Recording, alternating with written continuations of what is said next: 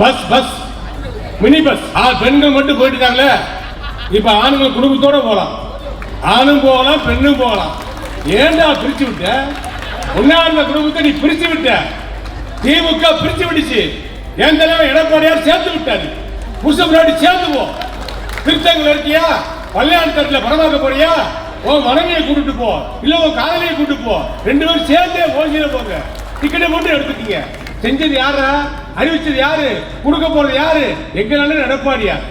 அவருக்கு தெரியுமப்பா, எடப்பாடியாருக்கு தெரியும் ஏழை மக்களுடைய மனசு எப்படி, இல்லாத மக்களுடைய மனசு எப்படி, அவர்களுக்கு எதை செய்தால் பிடிக்கும், எதை செய்தால் அவர் சந்தோஷப்படுவார்கள், எதை செய்தால் அவருடைய துன்பம் போகும், எதை செய்தால் அவருடைய கஷ்டம் தீரும் என்று எடப்பாடியாருக்கு தெரிந்த காரணத்தினால்தான் இதை செய்தார். பெண்களுக்கு மட்டும் அதை நிப்பாட்டல. பெண்களுக்கு திமுக அரசு கொடுத்திருக்கின்ற ஓட்ட பஸ் இருக்கு, அதெல்லாம் வராது. நல்ல பஸ். புருஷன் முன்னாடி ரெண்டு பேரும் நிம்மதியா உட்காந்து கார்ல போகலாம், சிறுத்தூருக்கு போகலாம், அங்க இருக்கிற மார்க்கெட்டில் சரக்கு வாங்கிட்டு நேர திருத்தங்களுக்கு வரலாம், சிவகாசிக்கு வரலாம், சிறுத்தூருக்கார நேரம் இங்க சிவகாசிக்கு வரலாம், இங்க பட்டாசு வாங்கலாம், நேர சிறுத்தூருக்கு போகலாம். ஃப்ரீ, எல்லாம் ஃப்ரீ. ஏழை எளிய மக்களுடைய வாழ்க்கை தர வருவதற்காக ஏற்படுத்த ஒரு சட்டம். அது எம்ஜிஆர் போட்ட திட்டம். அது எடப்பாடியார் நிறைவேற்ற போடுகின்ற திட்டம். இது நடக்கும், செய்வார்.